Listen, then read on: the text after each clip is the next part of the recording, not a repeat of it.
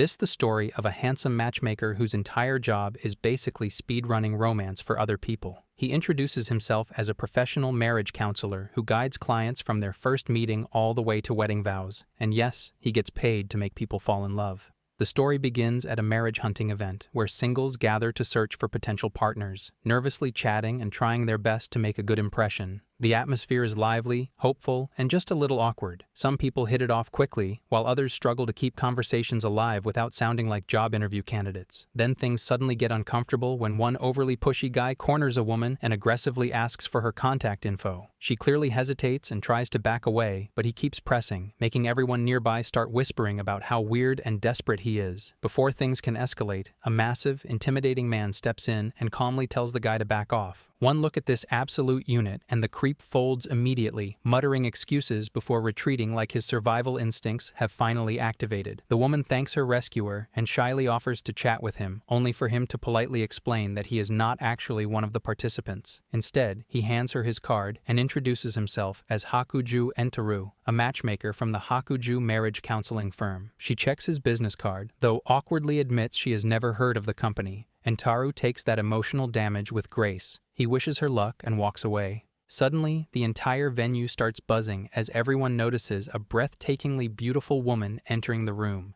Even Entaru is stunned by her beauty, as if a celebrity just walked into the event. Her elegant black hair and striking appearance instantly draw attention, and within seconds, a swarm of men gathers around her. The men bombard her with invitations, one after another, offering drives, dinners, and basically every desperate pickup line their panicking brains can generate. But despite all the attention, Yui looks less flattered and more completely overwhelmed, standing there confused like her social battery just gets deleted in real time. Before the chaos can continue, another man steps in smoothly. He cuts through the crowd, telling the men that she clearly has no interest in them, and suggesting they go bother literally anyone else. The rejected guys leave in defeat, mourning the loss of their imaginary romance arc. The man who saves her is revealed to be from Kuromine Marriage Planning, the most famous marriage counseling company around. It is a top global enterprise with the industry's #1 reputation, a stacked portfolio, and enough prestige to make every smaller agency cry in the corner. Just hearing the name alone makes it clear these people are the final boss of matchmaking. The man asks Yui if those men are pressuring her, and she quietly admits they seem nice enough. Even so, he ignores her feelings completely and immediately starts listing off wealthy men like a luxury husband catalog. Yui tries to explain that she wants to find the right person herself, but he shuts that down instantly. In his eyes, only he can properly choose someone worthy of her. Yui's expression grows visibly sadder with every word, but before she can protest again, Entaru steps in and tells him to let her choose her own partner. If she wants to talk freely and find someone herself, then that should be her decision. The man turns, annoyed, and demands to know about him. Entaru introduces himself as a matchmaker from the Hakuju marriage counseling firm, only for the guy to instantly mock him, saying he has never heard of it. He boasts that his company provides only the finest partners to ensure the finest weddings, flexing his reputation like it is a stat sheet. Entaru points out that even the best plans mean nothing if the client's patience runs out first. Then, instead of arguing further, he calmly walks past the guy and hands his business card directly to Yui, awkwardly admitting his firm is more easygoing and asking if she would consider giving them a chance. Yui freezes in surprise and takes the card, clearly caught off guard by his sincerity. The Kuromine representative loses his temper immediately, calling Entaru a stray dog for interfering, then forcefully escorts Yui toward the VIP area. When Entaru tries to follow, a bodyguard blocks his path on the spot. But before disappearing, she turns back for just a moment and quietly introduces herself as Minazuki Yui. And just like that, our boy gets the name of the mysterious beauty. The scene shifts to Kanda, Tokyo, where the Hakuju marriage counseling firm is located, also known as Entaru's home, because bro apparently runs his business and his life from the same building, like a true workaholic. Inside, he finds a girl casually lying around, eating peanuts. He warns her about the horse chores. She responds with peak freeloading energy, pretending she has no memory of such responsibilities. This troublemaker is Kagurazaka Aori, Entaru's 17-year-old niece. She immediately proves she is built purely for chaos by tossing food at him and laughing when he gets annoyed. Entaru realizes, once again, that she is a completely hopeless case, and then he searches for Minazuki Yui online. Aori suddenly appears right behind him and notices Yui's profile. She excitedly points out that she is a scientist, talented, beautiful, and basically unfairly blessed by the universe. Even the camera loves her, apparently. Entaro quickly shuts down the idea that someone like her would ever become their client, since she belongs to Kuromina's side. Aoi instantly starts teasing him, asking if he is interested in her. Entaro denies it without hesitation, insisting that a matchmaker falling for a client is absolutely forbidden in their profession. To him, that is sacred taboo territory.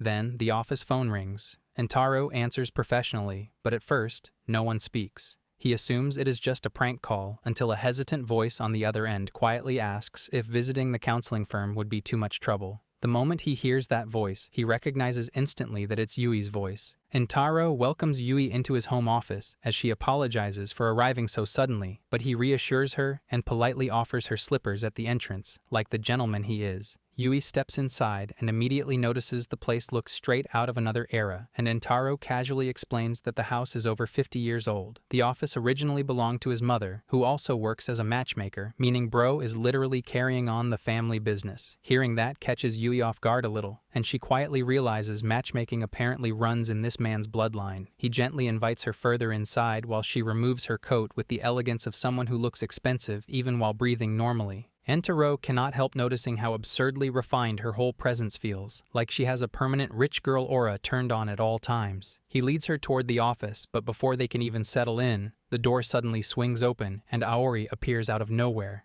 The moment she sees Yui in person, she loses it completely and blurts out that the famous scientist looks even prettier than in the pictures, making Entaro instantly scold her for being rude.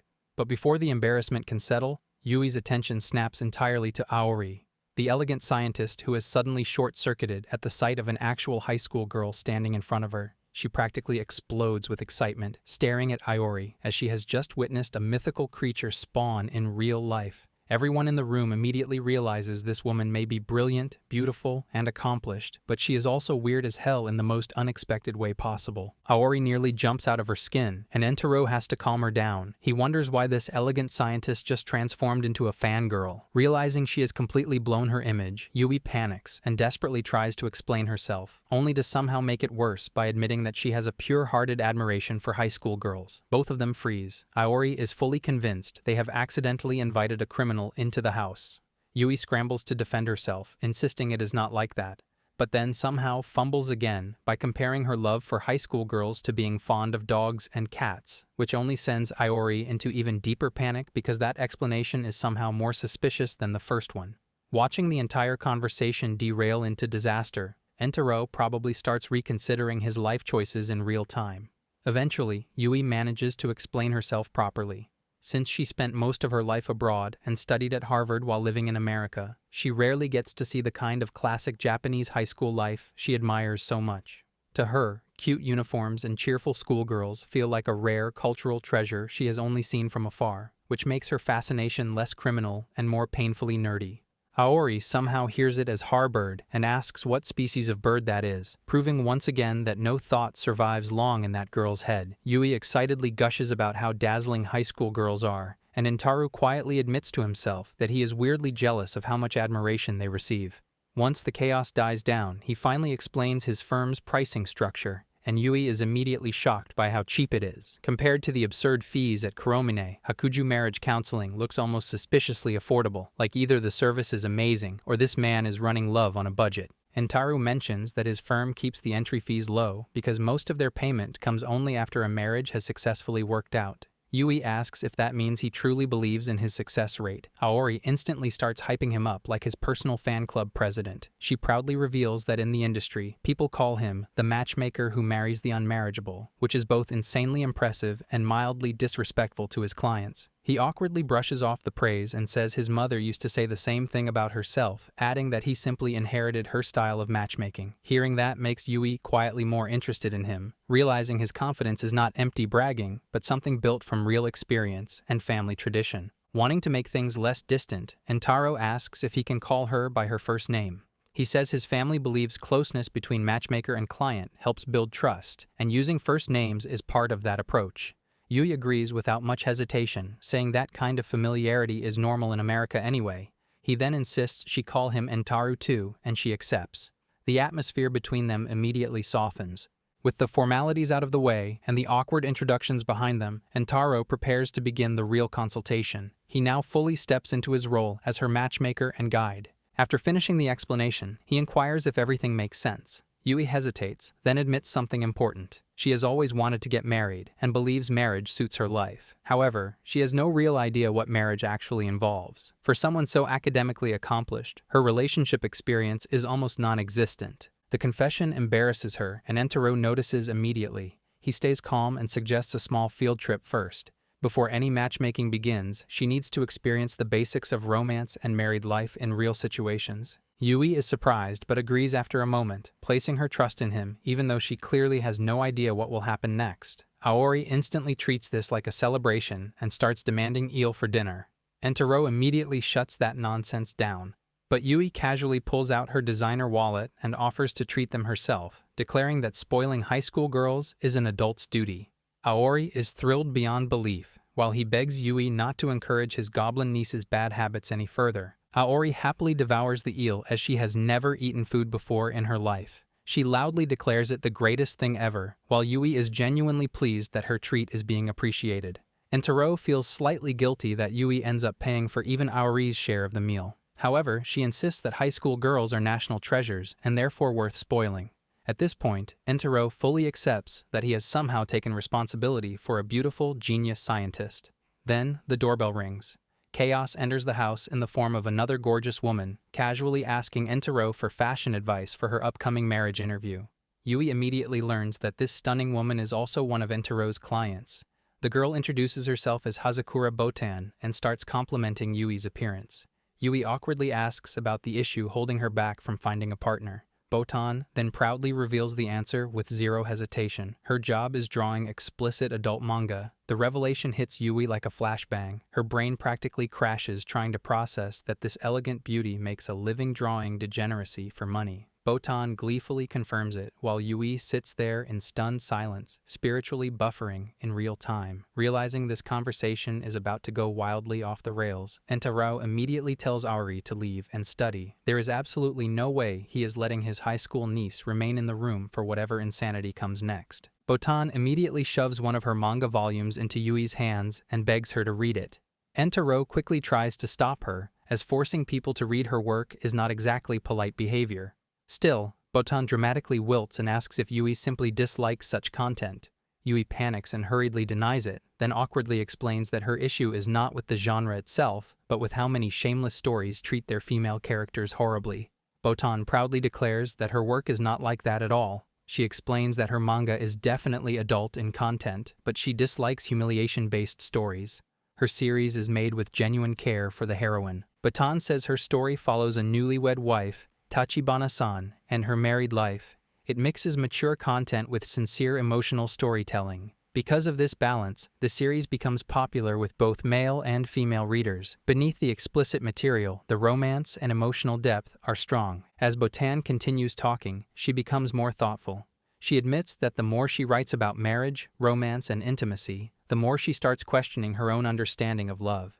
Eventually, she becomes emotional and reveals the real reason behind her work. She doesn't just draw these stories for entertainment. She genuinely longs for the kind of loving marriage she writes about. She wants the same warmth, affection, and happiness she gives her characters on paper to become real in her own life. Hearing that makes Yui unexpectedly understand her completely. She decides she will give the manga a proper read after all. Botan celebrates as she has just secured a new lifelong fan. Yui nervously insists that reading something like this should be fine for her because she is an adult, then opens the book with full determination. That confidence lasts approximately 2 seconds. The moment she starts flipping through the pages, her face turns bright red. She keeps reading anyway because curiosity has now trapped her in a psychological hostage situation. Entaro changes the subject and asks Botan about the outfit she mentioned for her upcoming marriage interview. He gives his usual practical advice on something balanced and approachable. Botan agrees, then suddenly asks Yui for her opinion as well. Yui flustered at being put on the spot. She has only just begun her own marriage hunt and has basically no knowledge to offer. Entaro depicts that Yui is still in the middle of learning the basics through his guidance. Hearing that, Botan suddenly gets an idea and suggests that Yui come observe her marriage interview tomorrow. She says Yui can simply watch from nearby and treat it as part of her learning experience. Her crash course in romance is about to get very practical, very fast.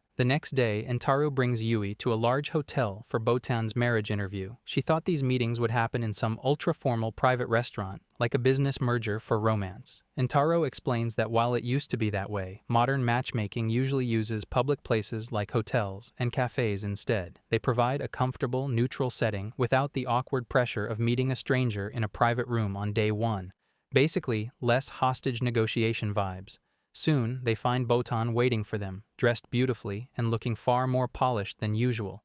She nervously asks Yui how she looks, and Yui honestly tells her the outfit suits her perfectly. Botan admits she is extremely nervous now that the day has actually arrived. Entaro reminds her one last time to be careful about how she talks about her career. He warns that casually mentioning she draws 18+ manga right at the start of a conversation tends to create unnecessary misunderstandings. Botan solemnly promises to be extra careful this time, which somehow sounds less reassuring than intended. Not long after, Botan sits down with her match, a handsome and well-mannered man named Sawatari. Entaro handles the introduction smoothly, presenting Botan warmly. The man responds modestly, and the conversation starts naturally as Entaro asks about his profession. When Sawatari reveals that he is a teacher, specifically a physical education teacher, Yui, who is secretly observing from a nearby seat, reacts immediately to Yui's innocent, overactive imagination. This man basically sounds like a shoujo manga protagonist generated in a lab.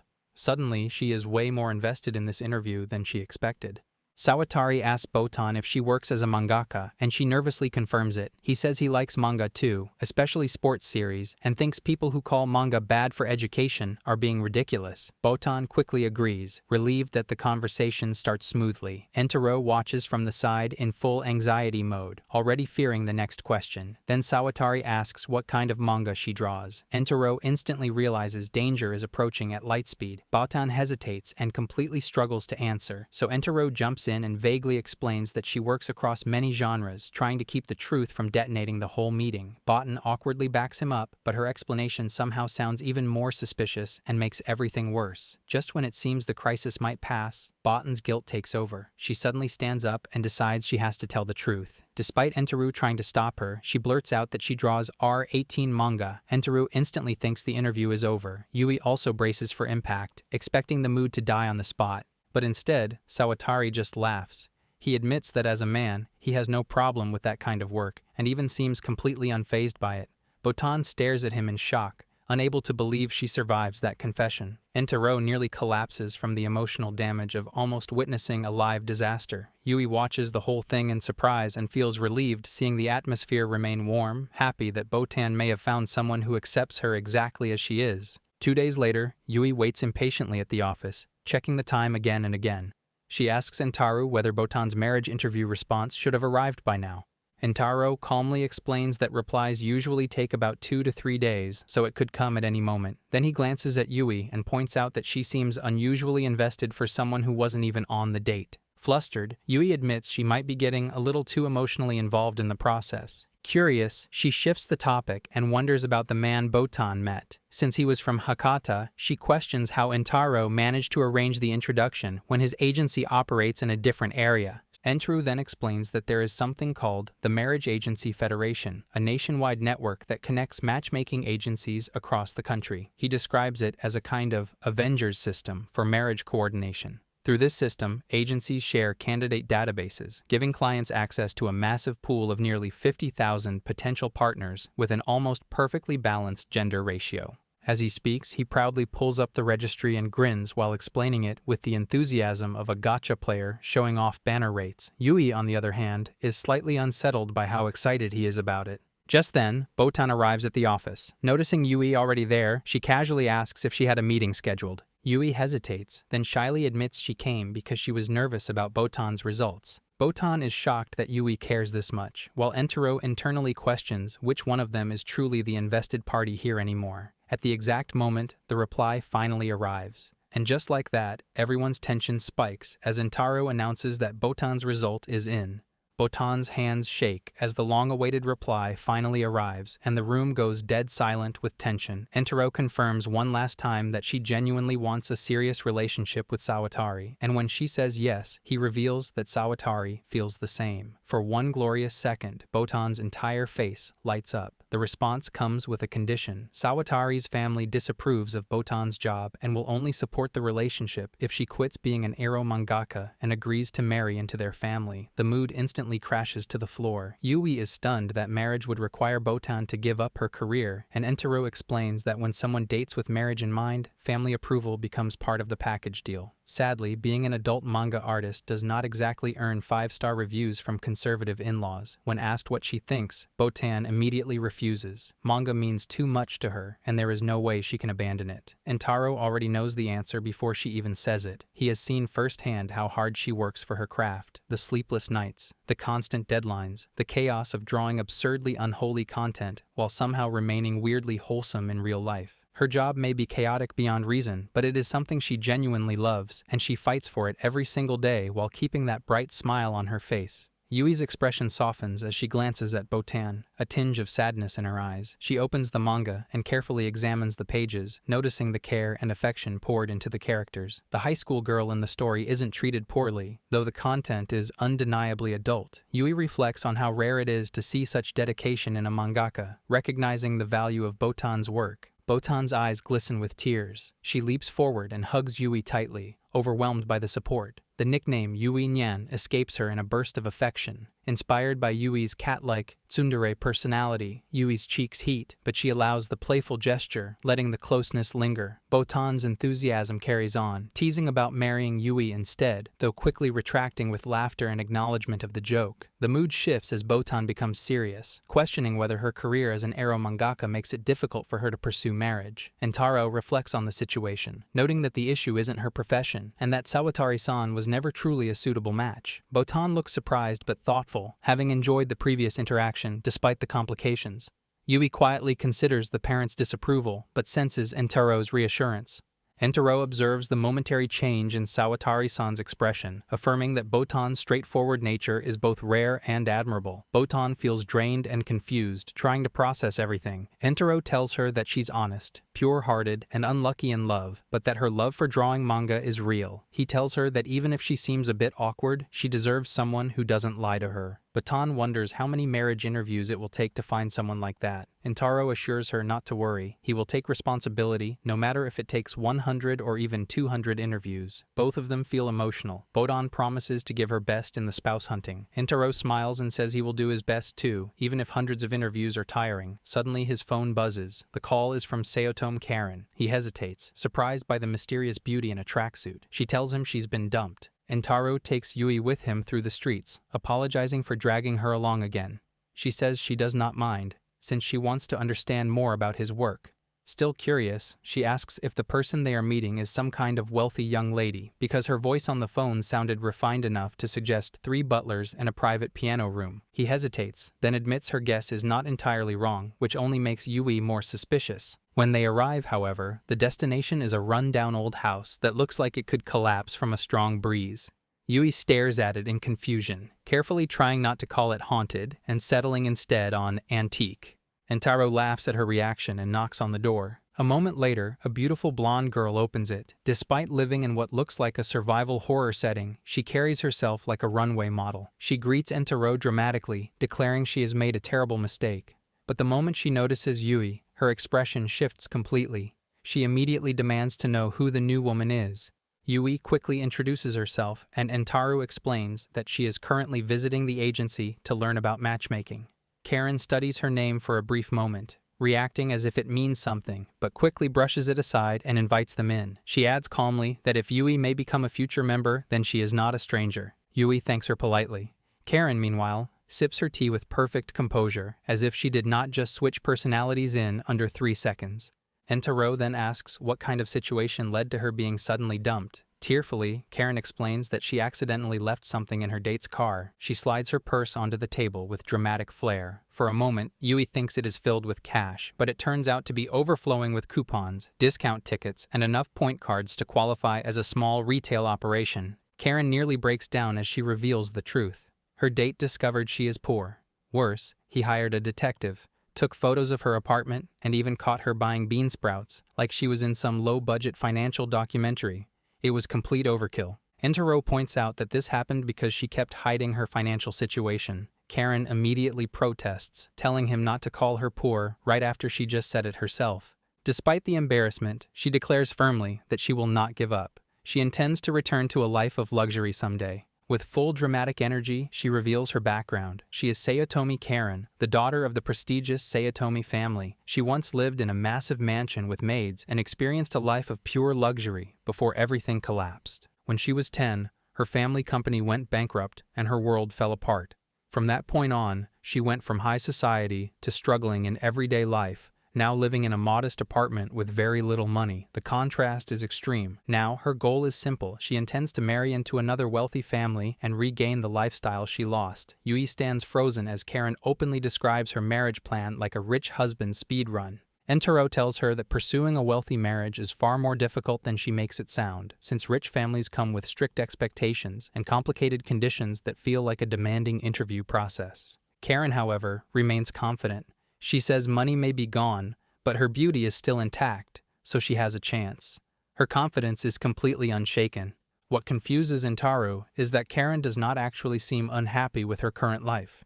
She enjoys her part-time job, gets along with coworkers, and even gets excited over supermarket discounts like they are major events. It makes him wonder whether she truly wants to return to luxury or if she is chasing an idea of her past rather than reality. As they leave her house and walk back, Yui quietly reflects that everyone enters marriage hunting for different reasons. Some seek love, some stability, and some, like Karen, are clearly aiming for a wealthy marriage path. Entero explains that many clients care about money, and that is normal. Financial security matters, and people naturally want stability. Finding someone who truly does not care about status is rare. He even jokes that being born into a distinguished family would probably be great. But Yui suddenly goes quiet. She admits she does not actually think a wealthy life like that is very appealing. Her words surprise Entero, and when he tries to ask what she means, she quickly brushes it off as nothing. The conversation moves on, but he is left with the feeling that her past may be more complicated than she is willing to say.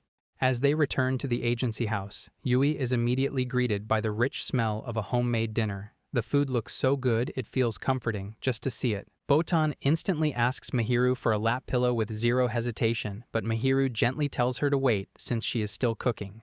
Yui and Entero watch the scene until Mahiru notices them and warmly welcomes them home. She introduces herself as Kohinata Mahiru, another member of the Hakujo marriage agency. Entero thanks her for making dinner again, but Mahiru casually says cooking is just her hobby. Botan eagerly tells Yui that Mahiru's food is amazing and insists she has to try it. Yui asks if she can join, and Entero happily agrees, proudly praising Mahiru's cooking. Mahiru explains that she works as a nursery school teacher and clarifies that, despite Botan calling her mama, she is not actually married. Then, with perfect timing, she hands Entero a freshly ironed shirt, mentioning it was too wrinkled to leave as it was. The room falls quiet for a moment at her effortless display of domestic skill. He quickly apologizes for the trouble, while Yui watches in amazement. Mahiru gives off such calm and reliable energy that simply being near her feels reassuring. At this point, Yui cannot help but wonder why someone so naturally suited for married life even needs help finding a partner. Then Aoi bursts in with maximum chaos, launches straight at Mahiru, and instantly claims her like this is a daily ritual. Botan protests that the favoritism is unfair and argues that hardworking girls deserve equal rewards, so within seconds, both of them are fighting for affection like overgrown toddlers.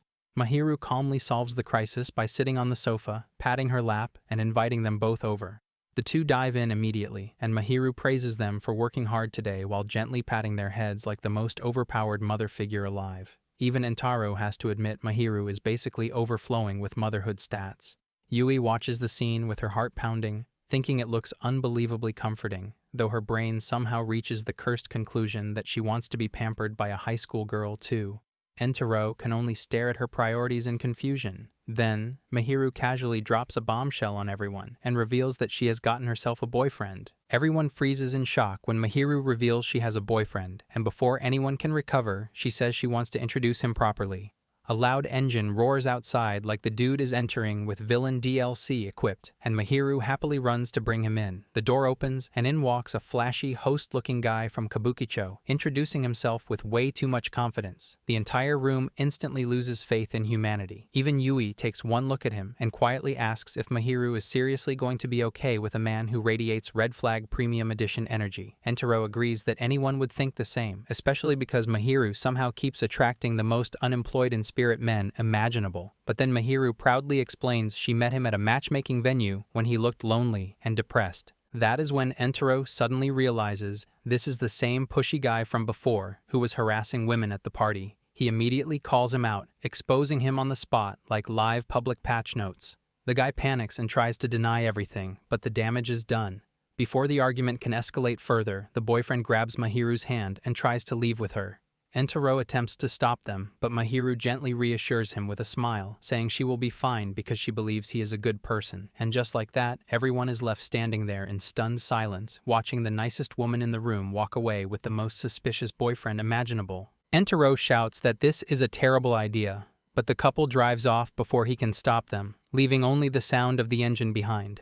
The others sigh, admitting that once Mahiru sets her mind on someone, she never listens. Yui tries to stay neutral, suggesting that even if the man seems unreliable, it might be fine if Mahiru is happy. Entaro immediately disagrees. He explains that the real problem is not just her taste in partners, it is how much she gives. Mahiru throws herself completely into relationships, overworks herself, and gives everything until she burns out and gets hurt. It is a pattern. Yui is surprised, and Botan adds that when Mahiru gets heartbroken, she clings to everyone in the house for comfort all day. Hearing that, Yui quickly understands the situation is more serious than she thought. As the car disappears into the distance, Entaro is already worrying, like someone watching a bad decision happen in real time. After Mahiru leaves, everyone sits down to eat the amazing meal she made before disappearing with the human red flag. Even while eating, the whole table keeps worrying about her terrible taste in men. Aori says the guy looks shady enough that his face alone should come with a warning label, while Botan cries over how someone so perfect at cooking can be so catastrophically bad at choosing partners. Meanwhile, Yui is fully distracted because the food is absurdly good and she is having a spiritual experience with every bite. Then, out of nowhere, Karen is suddenly sitting at the table like she spawned in from another dimension. Even Entaro is shocked and asks when she got there. Karen casually explains that missing Mahiru's cooking was never an option and that spouse hunting on an empty stomach is simply inefficient if one plans to marry rich. Botan instantly agrees with way too much enthusiasm, claiming it requires stamina, forcing Karen to tell her to phrase things less criminally. As the others joke around, Yui quietly watches them all and realizes everyone here has their own struggles, goals, and weird personalities, yet somehow they all move forward so confidently. Compared to them, she starts feeling painfully ordinary. While Entaro washes dishes and the girls keep chatting, Aori asks Yui about her hobbies. Yui, after thinking deeply, admits that her hobby is probably high school girls. The entire room immediately takes psychic damage, and Aori screams that this absolutely does not count as a normal hobby. Then Karen asks the real question, whether Yui has decided to join the agency yet. Botan and Aori pile on, telling her to just join already, but Yui hesitates. Karen notices her uncertainty and points out that few agencies offer terms this good, making it clear that price is probably not what is holding Yui back. Aori points out that Yui clearly is not struggling financially, especially after treating everyone to premium eel. The whole room instantly reacts with envy, but Karen quickly cuts the jokes and reminds everyone that spouse hunting is not a game. If Yui is only here to mess around, she should stop now. Her words hit harder than expected, and Yui quietly apologizes as the mood suddenly turns heavy. Seeing the atmosphere crash, Entaro quickly changes direction and suggests ending the tour phase altogether. Instead, he offers to let Yui experience the real thing through an actual mixer party. Instantly, the entire room lights up. He explains that he will gather male members from another marriage agency he knows, turning this into a proper matchmaking event. The girls immediately start making demands, like it is a custom character creator screen. Botan wants a man who accepts her manga career without judgment, while Karen shamelessly requests someone rich enough to fund her return to luxury mode. Then they turn to Yui and ask what kind of man she wants. Caught off guard, she hesitates before quietly admitting she wants someone who looks at who she is on the inside. Her answer makes the room pause for a second, and Entaro notices that this sounds far more honest than anything she has said before. Later that night, after everyone heads home, Entaro keeps thinking about those words and decides he may need to ask a certain person for help with what comes next. Then the day of the mixer party arrives in Shinjuku, and Entaro shows up to find all the girls dressed to kill. The squad looks so good that it feels less like a mixer and more like the final boss lineup of a dating sim. Even Entaro is impressed. Botan immediately declares that she is absolutely leaving with a man today, while Karen announces she will secure herself a rich gentleman no matter what. Meanwhile, Yui stands mentally buffering as the chaos begins. The mixer party finally begins, and the whole table kicks things off with a loud cheer as drinks start flowing immediately. Botan, unsurprisingly, starts drinking beer at a dangerous speed, like she is trying to unlock a hidden achievement, while everyone tells her to slow down before she gets patch-noted out of existence. Once things settle, Entaru introduces the male members joining the mixer. The three men introduce themselves one by one, while Botan, Karen, and Yui do the same. The guys instantly compliment the girls for being gorgeous, and the atmosphere warms up fast. Entaro then thanks his university friend Makoto for helping arrange the whole event. Makoto, another matchmaker from a different agency, brushes it off and explains that one of the men had to cancel at the last minute because of work, so they are one person short. Entaro accepts it since real life unfortunately loves ruining schedules. Then Karen's eyes suddenly lock onto Ijuin's wrist, like a heat-seeking missile. She immediately notices his luxury watch and asks if it is a Patek Philippe, shocking him that she recognizes it so easily. The moment he confirms it, Karen activates at full power about luxury watch brands as if she has been waiting her whole life for this exact conversation. Girl spots one expensive accessory and enters rich dar mode instantly. Karen boldly says she is leaving herself open for some wonderful gentleman to gift her a luxury watch someday, and Ijuin happily plays along. Things are going smoothly until he casually asks where she usually buys her watches from. Without hesitation, Karen answers with Daiso. Entaro instantly tries to stop her, but the damage is done. Ijuin stands there in visible shock after hearing that the self-proclaimed luxury watch enthusiast shops at the Japanese dollar store. Karen panics and desperately tries to recover by claiming she means a standalone store. Meanwhile, Surugano turns out to be a massive fan of Botan's manga and reveals he has already read her work. The moment he learns he is sitting with Sakura Leaf herself, he nearly loses it and asks for an autograph on the spot. Botan lights up instantly, thrilled to meet a genuine fan at a marriage mixer of all places. She happily signs for him, even sketches extra art as a bonus service. The two cuties immediately dive into an excited conversation about her manga, like they forgot this is supposed to be a matchmaking event. Watching both pairs hit it off, Entaro feels relieved that things are going surprisingly well. But then Makoto mentions he had really wanted one more person to meet Yui too.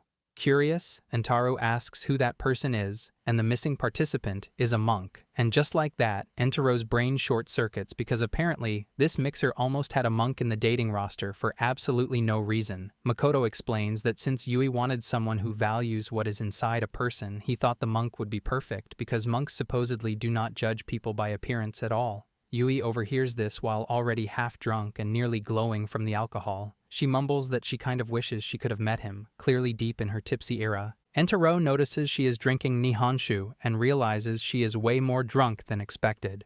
The girl is spiritually ascending off one bottle. Makoto apologizes for not being able to introduce the monk, so Yui cheerfully suggests everyone just talk about something fun instead. He reveals that Entaru once took a girl to a famous haunted house for a date, only to get so terrified himself that the date ended almost immediately. Apparently bro folded before the first ghost even clocked in. Entaro dies internally while Yui laughs softly and tells him he has a cute side too, which instantly catches him off guard. Makoto keeps teasing him while Entaro aggressively denies being embarrassed, despite looking exactly like a man being emotionally cooked in 4K. To change the subject before his dignity fully evaporates, Entaru suggests they all play a game since the atmosphere is getting lively. Everyone immediately agrees, fully ready for the chaos to escalate. Botan suddenly jumps up with maximum drunk energy and loudly suggests they play the pokey game. Entaru instantly panics, thinking she means that one dangerously unhinged drinking game. Botan reveals her own absurd version, where the girls strike seductive poses to make the guys flustered. Before anyone can stop her, Botan grabs Karen's melons and starts using her as a demonstration model, nearly causing Karen's soul to leave her body on the spot. Karen screams in outrage, while every guy at the table turns bright red. The entire room instantly becomes one HR violation away from disaster. Realizing the mixer is seconds from derailing completely, Entaru physically drags Botan away and apologizes to everyone for the chaos. Botan keeps whining that it is just a harmless game, but Entaru shuts that nonsense down immediately before the night gets banned from public records. To save the event, he suggests a much safer party game instead. Everyone draws numbered lots, and whoever wins gets to pick a number and ask that person any question they want. The chosen person then has to answer honestly. Everyone agrees, and Makoto quickly prepares the lottery sticks. Karen ends up drawing first. Without any hesitation and with full gold digger energy, Karen asks number 1 to reveal their annual income. Entero nearly chokes in shock. Everyone at the table turns to see who drew number 1. Surugano relaxes for a second when he realizes it is not him, but that relief disappears instantly when Yui reveals she is number 1. Calmly, Yui answers that her annual income is around 50 million yen, including royalties. The entire table freezes. Every guy is stunned that someone so young, elegant, and composed is earning that much. Karen almost short-circuits, mentally converting the number into how many meals it could buy, completely overwhelmed. Yui then casually adds that she does not know much about her finances because her parents manage everything, which only makes the situation more shocking. Entero can feel the atmosphere shift. Now everyone is very aware that they are sitting next to someone far above their level financially. The game continues, but quickly turns chaotic. Surugano asks a completely inappropriate question about cup size, and Entaro immediately calls him out for crossing the line. Despite that, the answer still gets thrown into the mix, and the questions only get worse from there. Soon the entire group is asking increasingly ridiculous things. Entero ends up getting targeted as well, taking hit after hit like he cannot catch a break. Then it becomes Yui's turn. Now a little more sober, she picks number 2 and asks a surprisingly serious question instead. She wants to know why everyone wants to get married. The table goes quiet. Makoto reveals that, even as a matchmaker, his honest reason is simple. Being alone gets lonely. The other guys agree immediately, saying they want someone who can comfort them and make the home feel less empty because sadly, 2D waifus cannot pay emotional rent. The girls share their own answers too. Botan says she wants real love from someone who accepts her fully, both emotionally and physically. Karen almost says she wants to marry rich before correcting herself into pretending she simply wants a dependable gentleman with a stable life. For the first time all night, the goofy mixer energy fades a little. The conversation gets real, and Yui quietly listens as everyone around her gives honest reasons for wanting marriage, making her think even harder about what she herself is truly searching for. As everyone shares their reasons for marriage, Entaru quietly realizes that every person wants something different from it. There is no single correct answer, so naturally, he turns to ask Yui why she wants to get married, only to find her completely passed out mid-conversation. The girl does not answer with words. She answers by face-planting onto the table. Botan declares that Yui has reached her limit, and the group decides the mixer has officially ended before she starts seeing double monks. While the others head off to the after-party, Entero decides to take responsibility and send Yui home himself. She can barely stand straight, wobbling like her legs forgot how gravity works. Outside, Yui somehow manages to call a taxi with surprising skill, making Entaro realize this might not be her first drunk rodeo. Inside the cab, they sit awkwardly close while Yui stares ahead with a completely blank. She then softly admits that the mixer was really fun. Entaro smiles as he is glad to hear that. And in true drunk Yui fashion, her next thought is that she still wishes she had gotten to meet the monk. Even blackout drunk, she remains committed to the monk agenda. Priorities unmatched. Entero tells her that a monk showing up at a mixer is still hard to imagine, no matter how many times she brings it up. Then he asks whether America had events like this. Yui explains that while there were home parties, they were nothing like tonight. Back when she was with Kuromin, she was never allowed to attend casual events like this, and every man she could meet had already been pre-selected for her, even though all she ever wanted was to choose someone for herself. Hearing that, Entero gently asks why she does not simply join Hakuju already. Yui admits she truly likes his agency. She enjoys being around everyone there, loves the atmosphere, and clearly feels comfortable with the group. But despite all that, she still hesitates, because deep down, she does not know if she is even qualified to join. Before he can ask more, Yui suddenly turns pale and says she feels sick, and Taro panics immediately, while the taxi driver begs her not to throw up in the car, as this man has seen horrors beyond comprehension. Thankfully, they arrive just in time. Yui stumbles out of the taxi, barely able to walk, so Entaro helps guide her toward her apartment entrance, only to freeze the moment he looks up. She lives in a ridiculously luxurious high-rise, the kind of place that would make Karen pass out from envy on sight. As Entaro awkwardly prepares to leave her there, Yui suddenly grabs his sleeve and stops him. Then, with a serious look on her face, she asks him to come upstairs, because there is something important she wants to talk to him about. Bro's heartbeat just entered emergency mode. Entaro instantly gets nervous when Yui invites him upstairs and tries to suggest talking downstairs instead. NPC. Entaro is clearly aware that entering a woman's apartment at night is a dangerous level of Romcom flag. But Yui explains this is something deeply personal. Specifically, the real reason she feels unqualified to join the marriage agency. Hearing her serious tone, Entaro agrees. The two head up to her apartment, and the moment he steps inside, he is hit with an absurd luxury setup and a massive city view that looks straight out of a billionaire lifestyle ad. Entaro is left stunned, while Yui casually says, "You get used to it in 3 days. Like this is normal." Then he notices the place is absolutely covered in scattered documents and papers. When he asks if they are related to her scientific work, Yui explains that most of them are actually hobby research and hurriedly starts cleaning them up, proving that even elegant genius women can live in organized chaos. She offers him a drink, and after learning he does not handle alcohol well, gives him oolong tea instead, along with snacks in the most random pairing imaginable. Whiskey for herself, oolong tea, and crackers for him. Peak hospitality. As they sit down and drink together, Entaro notices she seems pretty familiar with whiskey and asks if she drinks often. Yui quietly admits that lately she only drinks when she wants to get herself drunk. That answer immediately changes the mood. When Entaro asks why, she softly says that things have simply been like that recently, though she makes sure to clarify that she never drinks while working at her research facility. The atmosphere turns much heavier, and it becomes clear that whatever Yui is about to reveal is far more serious than Entaro expected. Entaro gently asks if Kuromine is the reason she has been drinking like this. After a long pause, Yui finally admits the truth. She never started spouse hunting because she personally wanted to. Her father pushed her into it. He was the one who sent her abroad, the one who kept pressuring her about marriage, and the one who made her start thinking it was simply the next thing she was supposed to do. So she followed along because that was what had always been expected of her. That is when Entaro finally understands. Yui then looks at everyone at Hakuju and says they all feel different from her. Every member there has their own strong reason for wanting marriage. Everyone is chasing something they truly believe in. Even Entaro throws his whole heart into his work. But her? She feels like she has no clear reason at all. Entaro gently pushes back, saying it does not look like she wants marriage only because someone told her to. If that were true, she would not have reached out to him herself, visited his agency, or kept coming back on her own. That had to come from her. But Yui still cannot understand herself. She admits that even though she does seem to want marriage somehow, she cannot explain why. The feeling is there, but it is vague and unclear.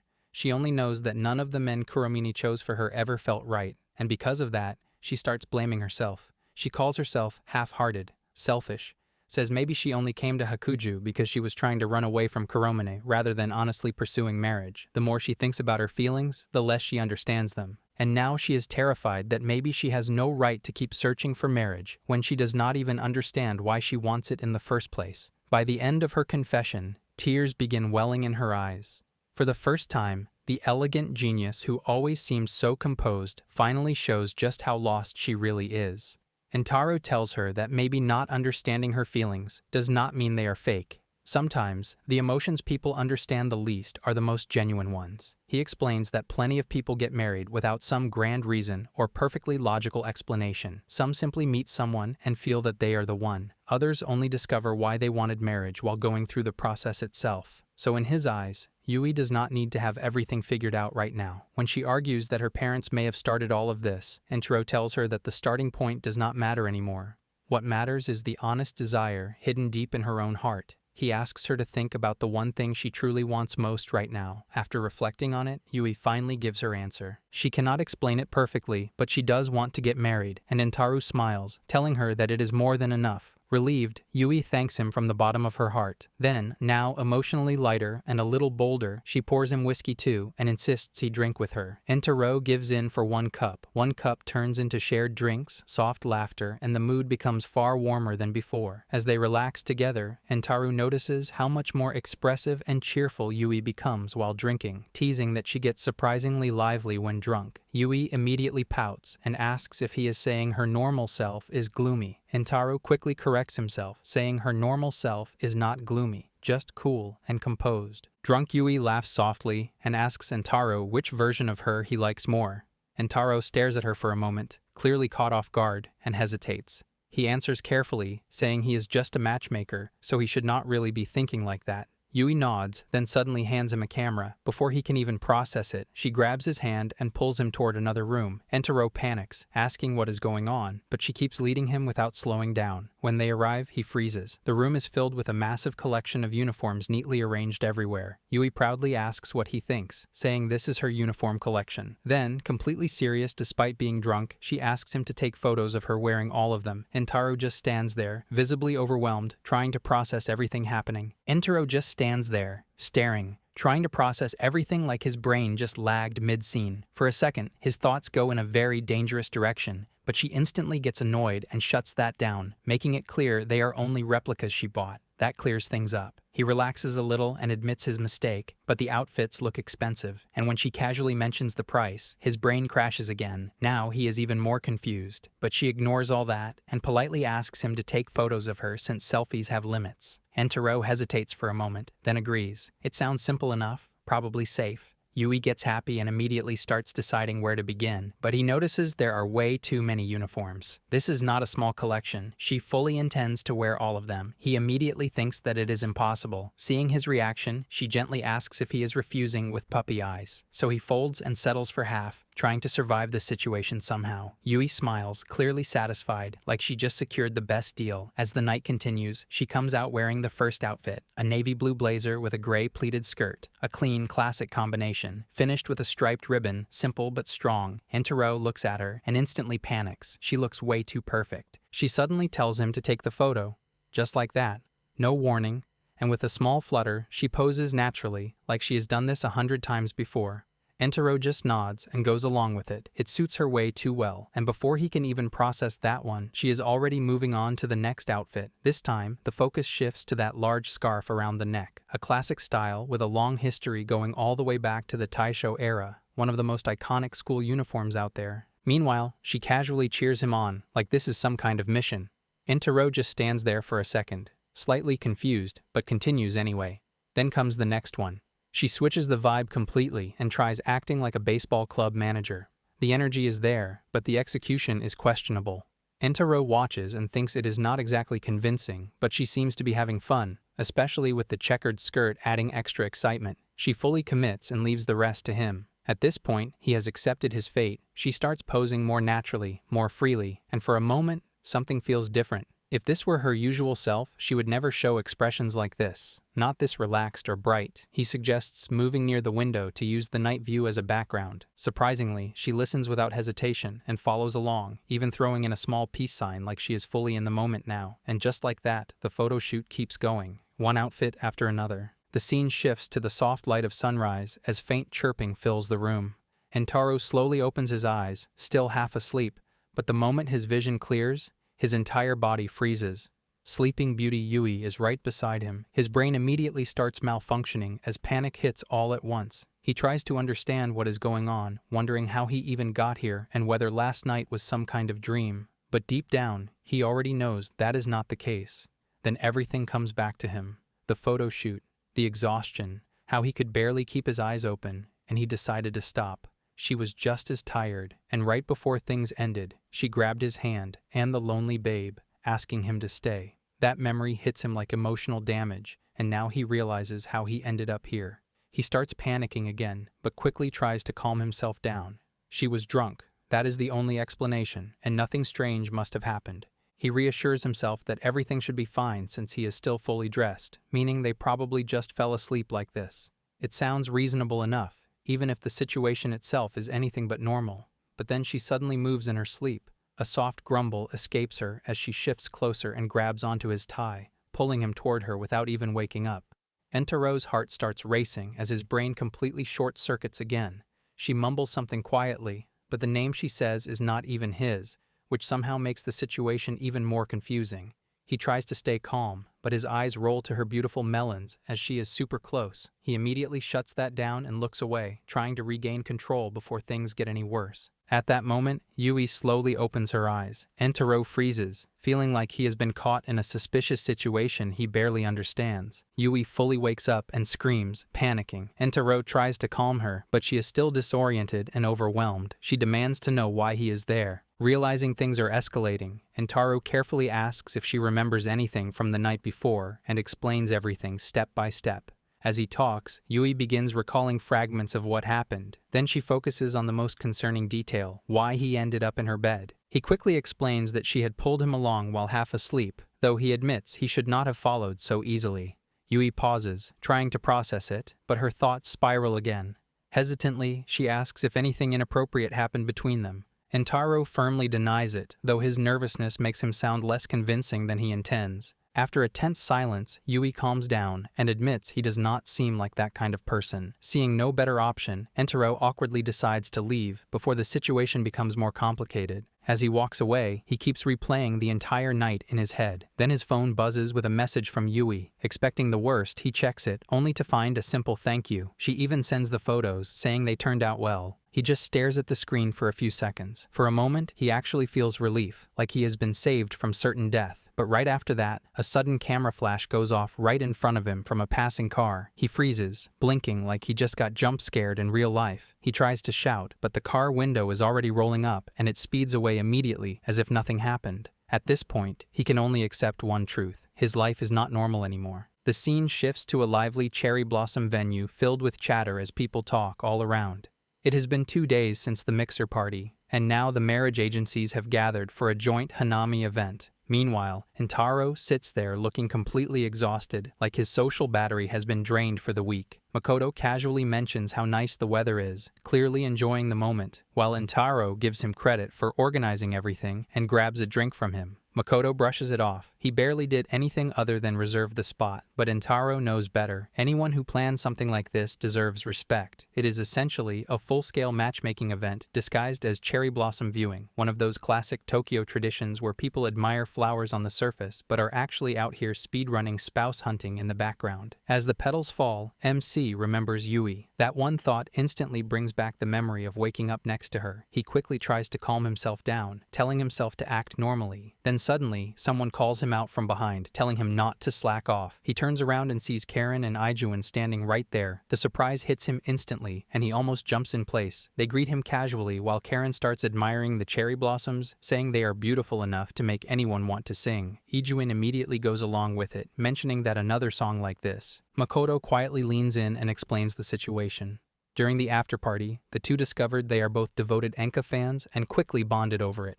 Understanding now, Entaro smiles. It makes perfect sense. Then he notices something on Karen's wrist. It is an expensive watch. When he asks about it, she proudly explains that Ijuin bought it for her because he thought it suited her. Entaro congratulates her, realizing she is living exactly the life she wanted. Just then, Botan and Mahiru arrive. The contrast between them is immediate. Standing beside Mahiru, Botan looks even smaller, clinging close to her. Botan immediately calls out to Entaro and complains, asking him to help convince Mahiru to stay away from the suspicious host. Mahiru calmly defends the man, saying he is actually kind despite appearances. Before the discussion continues, Botan hugs Mahiru tightly and declares she will keep her to herself for the whole day. Entaro then brings up Surugano, remembering how well Botan got along with him. Botan lights up and excitedly shares that they went to the arcade after the party. She proudly mentions winning a plushie of her favorite character and adds that they already plan to visit an anime collaboration cafe together. Hearing this, Entaro realizes things are going well for both Botan and Karen. At that moment, Karen points ahead. Yui has arrived. Everyone turns. Yui walks beneath the cherry blossoms, petals falling around her, creating a scene that feels almost unreal. Entaro notices her immediately, and for a brief moment, everything else fades. They approach each other and exchange awkward greetings, both avoiding eye contact. Botan notices right away. Curious, she brings up what happened after the mixer, mentioning that Yui was drunk and Entaro took her home. Entaro quickly insists that nothing happened and looks to Yui for confirmation. Yui agrees, but both of them seem so flustered that it only makes things more suspicious. Botan watches them closely, clearly unconvinced. Entaro feels the situation slipping out of control. Then Karen casually suggests asking Aori to confirm the story. Entaro immediately panics and shuts that down, knowing it would only make things worse. Sensing this, Karen tells everyone to stop, pointing out that Entaro is clearly uncomfortable. She then turns to Yui and brings up something more important, the question she asked before the mixer about whether Yui has decided to join them in spouse hunting. Yui pauses and thinks carefully. Her expression softens as she prepares to answer, and then, right at that moment, something interrupts them. A car suddenly pulls up right in front of them, the kind of entrance that instantly kills the mood. The door opens. Someone men steps out. Entaro recognizes him at once, and his mood drops. This is not just anyone. This is from Kuromine Marriage Planning, the same place that has been hovering over Yui's situation like a final boss waiting for its turn. The man walks forward calmly, completely ignoring everyone else, as if they are background characters. Then he stops right in front of Yui and addresses her as young mistress. He has come to pick her up. The man stands there calmly and repeats that he has come to take her back, addressing her like she has no choice in the matter. He adds that her little outing is over and it is time to return. Yui's expression drops slightly as she quietly says she does not want to go back. She prefers it here. That one line alone already says everything, but the man does not even take it seriously. He looks around with clear disdain and starts talking as if this place is beneath her. In his eyes, this kind of agency is only for people who have no better options. Grouping them like that is their only path. Entaro's mood flips instantly. He steps forward, clearly pissed, and calls him out without holding back. From his point of view, the real problem is not the agency. It is people like him who force others into choices they never made themselves. And then Yui steps in too. That is what shocks everyone. She raises her voice and defends Entaro's agency, saying it is far more sincere in helping people find marriage, unlike Kuromine, which just follows her father's influence without caring about what she actually wants. Entaro freezes for a second. The man, however, stays completely unfazed. He calmly says he already knows everything, which immediately makes Yui suspicious. She asks what he means, clearly not liking where this is going. Then the man drops it. He brings up what happened 2 days ago, mentions how Entaro took her home in a taxi, and then twists the entire situation into something completely different, claiming that Entaro got her drunk and assaulted her. For a moment, everything just stops. Both Entaro and Yui are left stunned, trying to process what they just heard. The man calmly says he may have overstepped, but claims it was for Yui's safety. He then reveals he arranged for someone to watch her. That alone raises concern. Then he pulls out photos. The images show Entaro guiding Yui into her apartment and later leaving the next morning. Everything changes. Yui's eyes widen and the people around them fall into shocked silence. The man presents the photos as clear proof, speaking as if there is nothing left to argue. Yui quickly denies it, insisting nothing happened and that Entaro was only helping her. But the situation is already slipping out of control. Entaro tries to explain, but the man cuts him off, coldly claiming Yui is only defending him out of necessity. He frames it harshly. A matchmaker leaving a drunk client's home in the morning creates an obvious implication. Once said aloud, it is difficult to refute. Entaro pushes back, but his words lack impact. The timing, the situation, and the evidence all work against him. Yui steps forward again, more desperate. She pleads with him to stop, explaining she only wanted advice and nothing inappropriate happened. Her voice trembles as she struggles to hold herself together. The man pauses briefly, then delivers his final threat. If they continue denying it, he will report everything to her father. That changes everything. Yui panics, trying to stop him, but he calmly makes the consequences clear. If her father learns about this, the Hakuju marriage agency could be ruined. She is not just any client. She is his most important one, and this situation would cause serious damage. Yui insists one last time that nothing happened. The man responds with a single question she cannot answer. Can she prove she has no connection to Entaro? Her voice falters. After a moment, she makes a painful decision. If that is what it takes, she will go back with him. Entaro is stunned.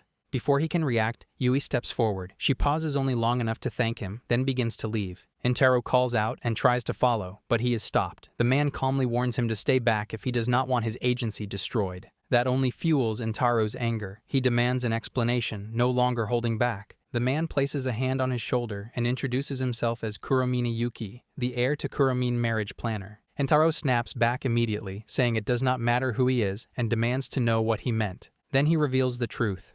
Yui is not just some client. She is the only daughter of the Minazuki conglomerate. That one line drops like a bomb. Everyone around them reacts instantly. Even Karen, who understands the weight of that name, cannot hide her shock. The Minazuki name is not just rich, it is powerful on a completely different level, with influence stretching across business and politics. The kind of family that can casually end companies like it is part of their morning routine. Yuki continues, making it crystal clear. If those photos reach her father, Hakuju Marriage Agency is finished. And if Entaro truly cares about his agency, then there is only one option. He turns to leave, completely confident, like the outcome is already decided. Then, with a final remark, he makes it clear that he will be the one to marry her off. And just like that, he walks away laughing. Meanwhile, Entaro just stands there. The scene shifts to the agency as Aori suddenly calls out, "MC, why is lunch not ready yet, even though he is on duty today?" Entaro does not even look away from his screen and casually tells her she can just eat cup ramen or whatever she likes. That instantly triggers her as she taps the table hard to get his attention and yells that she is a growing high schooler, not someone who survives on cup ramen like a side character. He takes critical damage on the spot and awkwardly tells her to just order takeout using his money because he has a counseling session to attend. Then he grabs his bag and leaves before the argument can continue. Ari stands there quietly after he is gone, realizing something feels off. As he walks outside, his thoughts start running deeper. He remembers how he took over the Hakuju Marriage Agency right after graduating from university. His mother was a famous matchmaker in the industry, and he always thought her job of connecting people was something genuinely meaningful. When the time came for her to retire, he stepped forward and told her to leave everything to him. That is how he became a matchmaker, but reality was not as simple as he imagined. After he took over, the number of members slowly started decreasing, and things became difficult. Still, the moment he successfully made his first match, he felt truly happy. From that point on, he devoted himself completely to this job. Now, with everything happening, he makes up his mind again. The Hakuju Marriage Agency will not be crushed. He will not let that happen. With that resolve, he heads to Botan's place. The door opens, and she greets him normally. She is standing there in a bathrobe, like it is completely normal. Bro literally walked into the wrong genre. She calmly explains that the manga she is currently working on has a love hotel scene, so she is doing role prep for realism. A moment later, she comes back properly dressed and casually reveals that after their last date, Surugano asked her out with the intention of marriage. Entaro reacts positively, saying that sounds like a good thing, but Botan does not look fully convinced. She admits she feels a little lost, because during their date, Surugano kept sneaking glances at her melons, and his eyes lit up way too intensely. From her perspective, the guy is giving strong, never-touched grass energy. Now she is worried he might only be interested in her physically, rather than seriously thinking about marriage. That thought starts messing with her, making her question whether she herself has been thinking about marriage properly at all, and she directly asks Entaro for his opinion, putting him on the spot like this is a live exam he did not study for.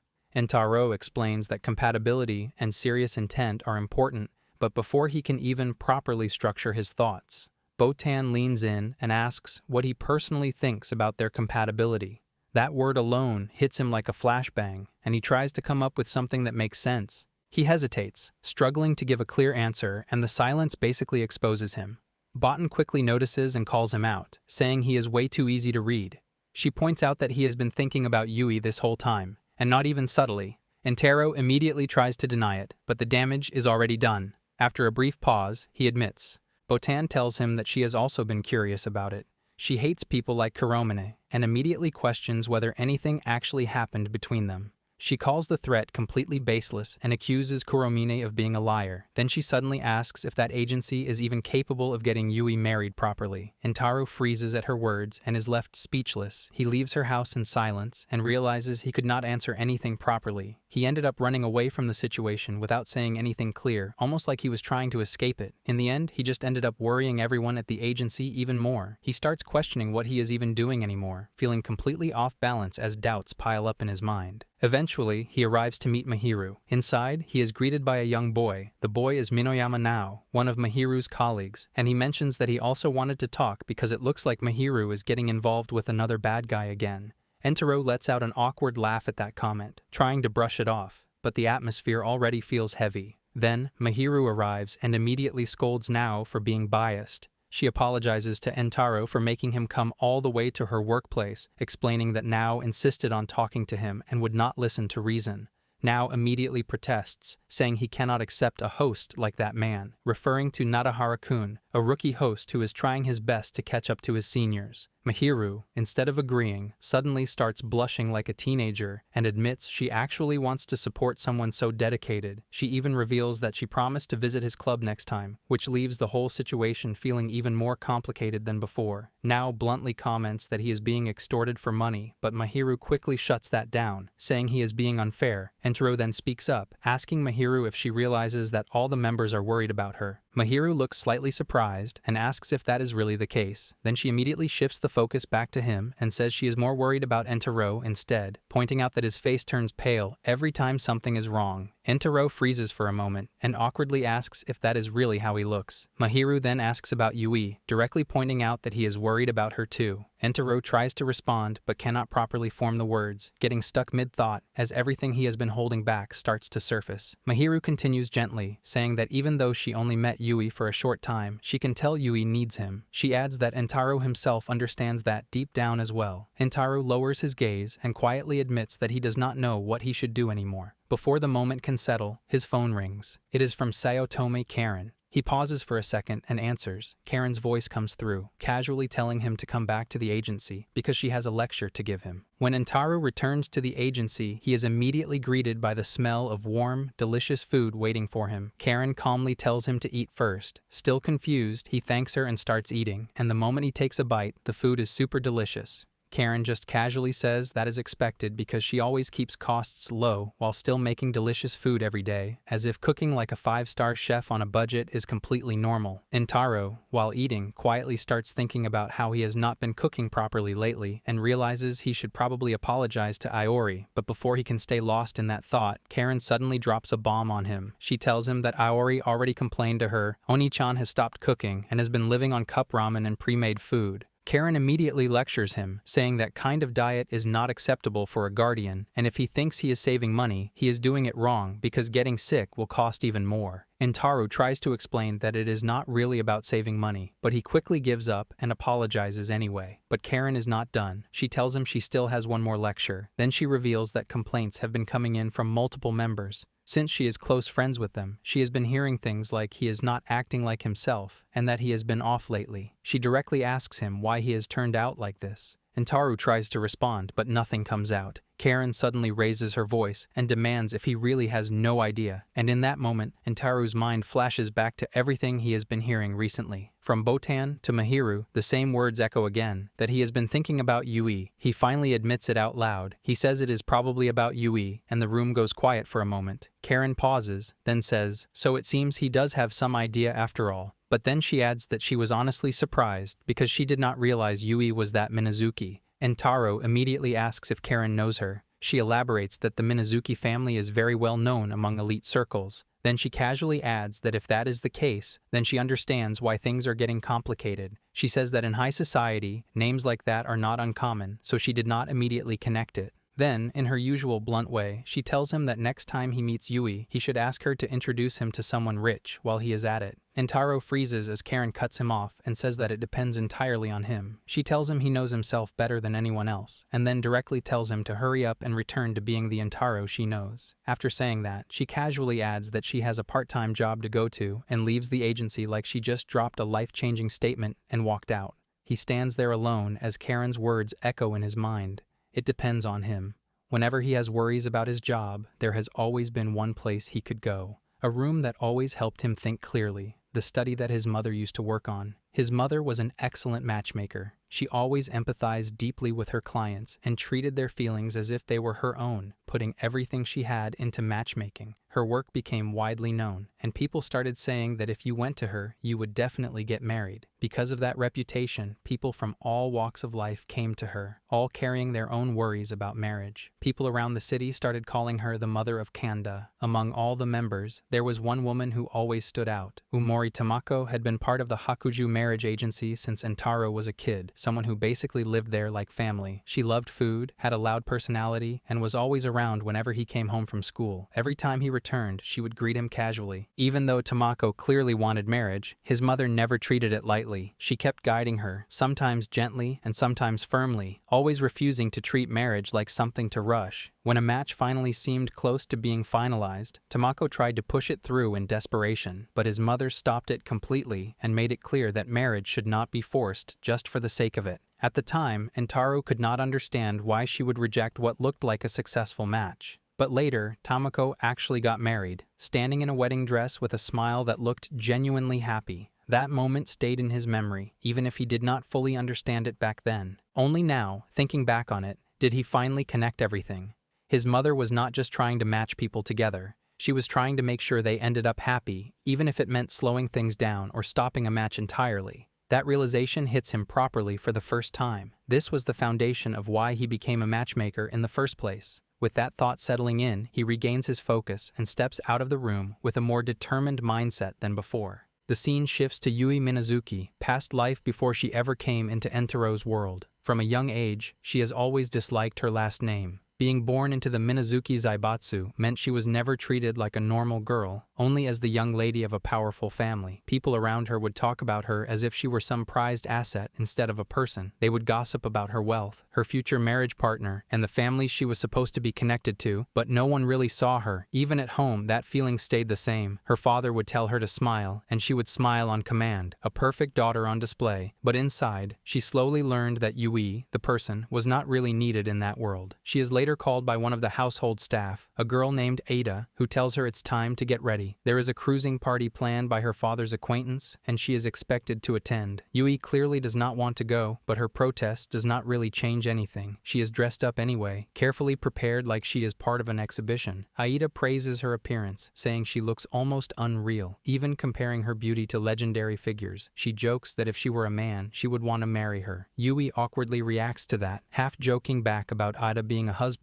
before the conversation turns light again. Yui reflects that Aida is one of the few people who lets her relax even a little. Because of that, her daily life slowly became slightly more bearable. There were even small moments where she would notice something she liked outside, like a stuffed toy at an arcade on the way home from school. And for once, she would actually say what she wanted without overthinking it. And when the lil Yui likes a stuffed toy, Ada gently told her that getting the stuffed toy might not be officially allowed, but she still agreed. After a bit of effort, she finally handed it over, slightly out of breath but smiling. Yui immediately lit up with pure happiness, hugging the toy tightly and thanking her with genuine joy. Ida simply smiled and said she didn't mind at all, as long as it made the young lady happy. That feeling didn't last long. Later, Yui's father noticed the stuffed toy and immediately demanded to know where it came from. When Yui explained that Ada had gotten it for her at a game center, his reaction turned sharp. He raised his voice, saying she had no right to go there and it didn't suit the Minatsuki family. After that, Aida disappeared from her life entirely. Yui came to understand her position within the Minatsuki family more clearly. She lived as someone who followed orders rather than choices, and only Entaro gives her a little hope after her lifetime. Later, after 2 weeks, she walks through a sakura garden with Isaka, a 26-year-old man. He speaks gently, saying the weather is nice and that he wants to see the cherry blossoms in full bloom with her. Yui responds quietly and agrees without much expression. He then asks if her feet hurt and suggests she sit on a nearby bench. She apologizes softly when a small pause forms between them, but Isaka simply smiles and tells her he will go buy drinks. He casually asks if coffee is fine before walking off and waves lightly as he leaves. Yui nods and thanks him, then stays behind on the bench while sakura petals drift around her and silence settles again. Alone, her thoughts slowly fill the space he leaves. After parting ways with Entaro, she starts meeting people through Kuromina Marriage Planner and tries to follow the path that is set for her. Isaka, the only son of a long-established hotel family, is introduced as a serious and kind match. Even after multiple meetings, there are no unpleasant moments, no pressure, and no obvious discomfort. Compared to others who chase her name or status, he feels different, almost like he speaks to her instead of Minatsuki Yui. That alone makes him stand out more than she expects. When Isaka returns, he hands her the coffee and mentions how much he likes the cafe.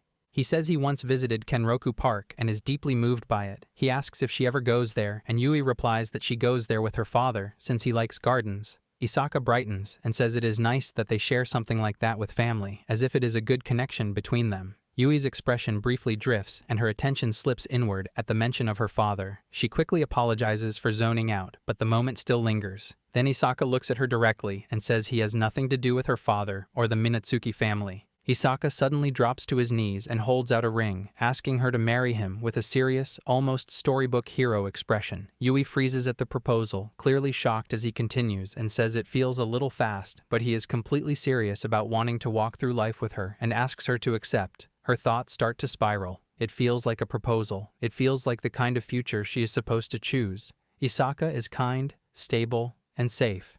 She thinks about it seriously, imagining marriage, a family, even a future where everyone laughs together sometimes and cries together sometimes. Slowly, her hand begins to move forward, like she is about to accept it. Then a voice cuts through the moment, and Taro stands right in front of her. Yui's eyes widen as she sees him there, completely breaking the stillness of the scene, and for the first time, her decision doesn't feel simple anymore. Here I am.